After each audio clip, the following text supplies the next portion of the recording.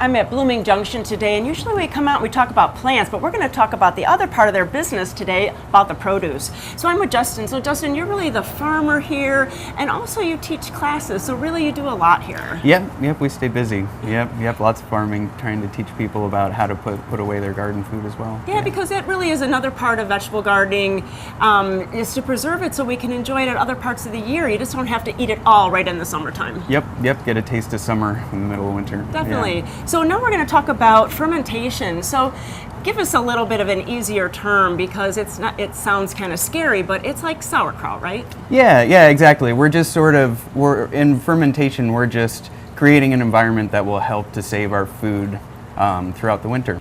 So in the case of sauerkraut, we're creating an environment where beneficial bacteria can use the sugars from the cabbage, and they release lactic acid as a byproduct of that fermentation process, and then that lactic acid helps to preserve our cabbage. So that's all the chemistry of it, but really you don't have to add anything other than a few steps. I mean, there's not things that you really have to add, so how do you start? It is very easy. So we start with our fresh cabbage. I always recommend fresh cabbage from a farmer's market like this because it's going to have a higher water content, which we're going to need for our brine. And then you chop up the cabbage into 1/8 to 1/4 inch strips. I personally like to use a chef's knife, but you can also use a mandolin for this process.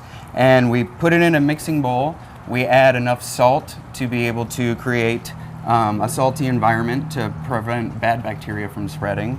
And the ratio is 1.75 pounds of cabbage to 1 tablespoon of salt. Oh, not much. Yeah, you mix that all together, you really get in there and grind it, and there are lots of ways to do this. You know, back in the day, they'd have their big crock and use a 2x4 or, you know, something large to smash it, but I like to just get in there and work it with my hands. You pack it into a jar so that the brine level is over the cabbage to be able to keep any mold from spreading on top, and you let it ferment from 7 to 21 days depending on the taste that you like.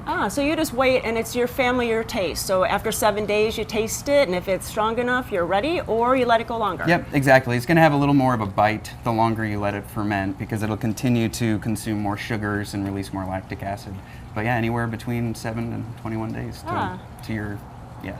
And then how long can we have it then? And like put it in the fridge or in the pantry? Yeah, so at that point, what we teach in our class is that it will store in the fridge for at least 2 months, sometimes longer. And you can take the additional step of doing a hot water bath to preserve it and make it shelf stable by canning it. But we do lose a lot of the probiotic bacteria by doing that. So if that's what you're after in sauerkraut, I recommend just keeping it in the fridge and not doing the canning step. Oh, perfect. And then what other kind of vegetables can we use in fermentation? Yeah, and so there are a number of other ferments that we can do. What we teach here, though, is quick pickling or refrigerator pickling. So like, for instance, with our cucumbers, you know, we chop them up, or you can use the baby cucumbers whole. And in this case, we're using a water and vinegar brine, water, vinegar, salt brine to help preserve the pickles. So, you know, you can add, we have fresh dill. It's beautiful.